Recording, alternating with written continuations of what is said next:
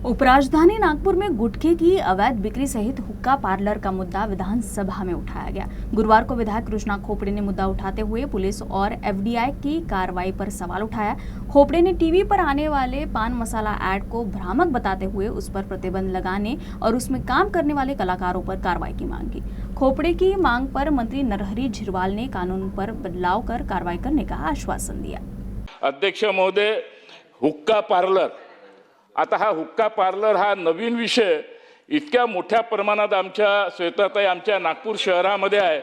हुक्का पार्लर इतक्या मोठ्या प्रमाणात उघडलेले आहे, तिथं आपल्या मुली असतील मुलं असतील हे इतक्या मोठ्या प्रमाणात त्या ठिकाणी जातात आणि म्हणून याच्यावर कुठेतरी खऱ्या अर्थाने कायदा कडक व्हावा, याचे अधिकार पोलिसाला द्यावे।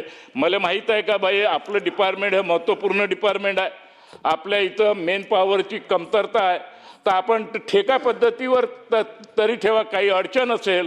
आपण सांगितलं का 200 करोड रुपये, विक्रमजींनी सांगितलं का 200 करोड रुपये आपण ठेवणार होतो, दादांनी ते दिले नाही। आता तुमच्यासारखा सक्षम मंत्री हे म्हणेल का दादांनी अगर 200 करोड रुपये बजेटमध्ये ठेवले नाही आणि त्याच पक्षाचे तुम्ही नेते आहात आणि म्हणून याच्याकडे गंभीराने लक्ष देण्याची गरज आहे। आणि म्हणून माझे मंत्री महोदयांना स्पेसिफिक विनंती आहे का ज्या बाहेर राज्यातून जे आमच्या नागपूर शहरामध्ये जे गुटखा येत आहे त्याच्या ज्या जाहिराती मोठ्या मोठ्या प्रमाणात हिरोच्या माध्यमातून येत आहे, गुटखा खा और तंदुरुस्त हो, अशा प्रकारच्या जाहिरातीवर आपण बंदी लावाल का? हुक्का या जाहिरातीवर जे जे लोक दाखवतात त्यांच्यावर कारवाई होणार का?